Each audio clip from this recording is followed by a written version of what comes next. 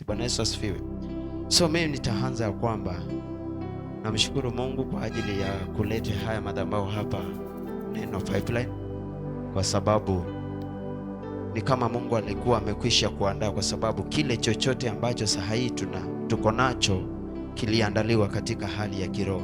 Nakumbuka mara ya kwanza nilikuwa tunapita hapa na mkokoteni, kwa sababu wengi huko walikuwa wananiita mtu wa mandizi, na hiyo wakati nilikuwa tunapata mtumishi ameengemea tu somewhere hapa wakiendelea na ujenzi, na nikawa tunapita na siku moja, kwa sababu siku ambayo Mungu amepanga mimi sijui, siku moja nikapita hapa, ilikuwa masaa majioni, nikaona walikuwa hapa ndani, kumbe wakati ndio walikuwa wameleta hizi vyombo, na kwa sababu Mungu akiwa amekwisha kupanga ujio wangu, mimi nilijipata niko ndani. So hata wao walistuka mimi nikiwa katikati yao. Sasa ile harakati ya wewe ni nani nini, kwanza nikaambiwa niende kwanza, ibada ni ya kesho, na hivyo kwa sababu kitu Mungu alikwisha kukusudia pale kwangu.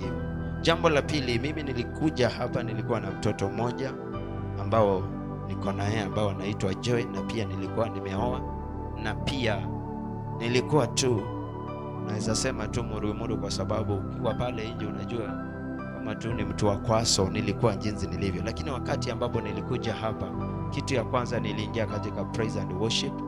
Hiyo wakati kulikuwa na mabishano hapa si hapa, lakini ikafika wakati wale ambao walikuwa wametuongoza, kwa sababu unajua mtu ambaye ameitwa ujuangi, so katika hali ya wakati, kwa sababu ni wengi, hata wengine walikuwa wametoka naye neno tu kwa Jerusalem huko tu Endikota.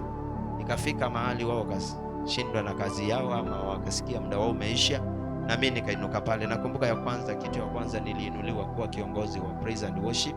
Hiyo time kwanza tukiwa katika hali ya misuko, na haikukomea pale. Kitu kingine nakumbuka ni kuhusu ujenzi wa haya madhabahu. Kama kuna kazi ambayo tulifanya ama nilifanya hiyo siku, ni wakati tukijenga haya madhabahu. Nakumbuka aswa usiku wakati mchanga ilimwangwa pale, na unajua ni ya madhabahu, so ni lazima tungangane yote ingie ndani, kwa sababu hatuwezi acha nje.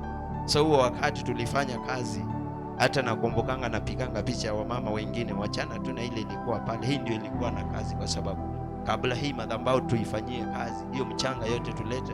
Hata nakumbuka mawe kubwa ilikuwa hapo, ilikuwa imetuzuia. Sijui jamaa wakatavila akapita hapo akakuja akatuinulia tukiwa tumechoka. I remember nikifika kwa nyumba nikiambia wife, kama kuna siku nimechoka ni ya leo. Kiangalia hata mikono ilikuwa imeweka zile vitu, kwa sababu ya kungangana kuweka huu mchanga hapa. So tukainua haya madhabahu. Hii ndio madhabahu ya kwanza mimi naweza sema nilijenga. So siku ya leo naweza jivunia kwa ajili ya ujenzi wa haya madhabahu niliyajenga, kwa sababu tulianza pakiwa tu hakuna kitu, kwa sababu tukiwa pale mtumishi tu alikuwa ana tabiri akisema madhabahu yatakuwa hapa. Wengine tunaona ni kama tu drama, ni kama video, lakini siku moja ikakuja ikatimia tu, na kuanzia hapa tukaingia. Kitu ya pili ilikuwa ni kazi, kwa sababu tukikuja hapa tulikuwa hiyo time kanisa ikapunguzwa, kwanza ukapata tuko pale. Hiyo time after hapo tena tukabidi tunakuja huku, kulikuwa na hawa walikuwa hapa. Hata ikumbuka huo wakati hapa hapakuwa na mabati, palikaa for a long time, ulikuwa unapata hii maji tu inateremka.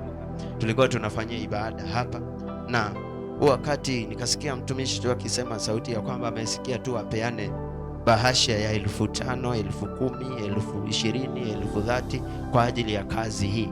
Na nakumbuka ya kwamba huo wakati mimi nilikuwa mchanga na sijawahi toa sadaka kubwa. Naanza pale kwa sababu nakumbuka huo wakati, na kati ya wale watu wote walikuwaka hapa, mimi nakumbuka ya kwamba nilisimama na nilitoa hicho, kwa sababu najua wengi tuko hapa kwa sababu mtumishi atasema, lakini wengine hatutendi. Lakini nakumbuka ya kwamba nilienda nikasema nitafanya, na nikatafuta 10,000 na nikalete na nikasimama kwa ajili hiyo kazi. Kutoka hapo nikasikia ya kwamba tu nikiwa tu kwa ibada, mtumishi akisema tukiwa pale ya kwamba Mungu amesema anataka kunitumia niwe mtumishi. Safari yangu ilianza hapo. Mimi nilikuwa mchanga, wote walikuweko hapa. I remember hiyo wakati ndio nilikuwa mtumishi wa kwanza kuwa katika madhabahu. Hata kuna wengine wakubwa walikuweko, hata walikuwa wanajiita pia mapasta, na pia wakati wao wakaenda, tukaremain hapa tu kwa ajili Mungu alikuwa amekwisha kupanga. I remember hiyo wakati nikaitwa pale na mke wangu, hata hatukuwa tumepanga ama mtumishi akaongea nasi ama tukajadiliana, tulisikia kwamba tumeitwa na tukaenda pale tukanoendiwa. Hata hakuna mahali ya kujadili ama kuuliza your wife ama kuuliza mtumishi, tukamwagiliwa mafuta na kuanza pale, kazi ikaanza.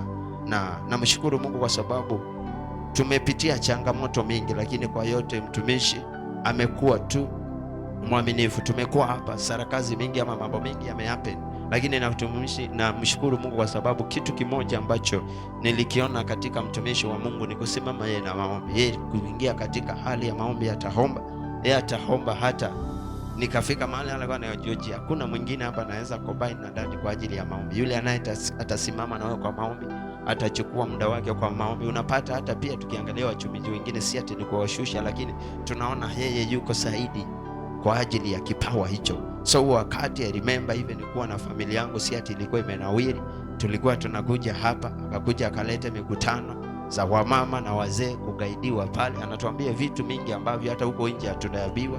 Na hata kutoka wakati nikitajaribu kutafakari, najua ya kwamba ukisha kuwekelewa mkono ama ukisha kumwagiliwa mafuta, ule ambaye ni baba yako hawezi zaliwa mara ya pili, kwa sababu kuna yule ambaye ashakumwagilia, si ni kweli? Hata uende mahali pengine ushamwagiliwa. So ni kumheshimu na kumbeba jinsi alivyo na kumpokea jinsi alivyo, kwa sababu sio watu wote wamekamilika, lakini kwa yote tunapeana ile neema na tunapia wa appreciate kwa ajili ya mama amesimama nasi, amesimama na ndoa yangu na kazi mingi, na bado safari ndio inaendelea, na pia najua ya kwamba tuko pamoja kwenye safari hii. Mambo ni mengi, lakini ndiposa tufike huko, kwa sababu sasa tuko hapa, kuna time tutainuka. So kuna kazi iko huko mbele, najua ya kwamba wakiwa nyuma yetu huko mbele nao tutasonga. So hilo ndilo mimi naweza sema siku ya leo, naweza kumbuka, ama siku ya leo naweza sema katika madhabahu, kile ambacho nimepokea na kile ambacho nimekiona, ama kile ambacho nilifanya, ama kile Mungu aliniinua kwenye madhabahu haya.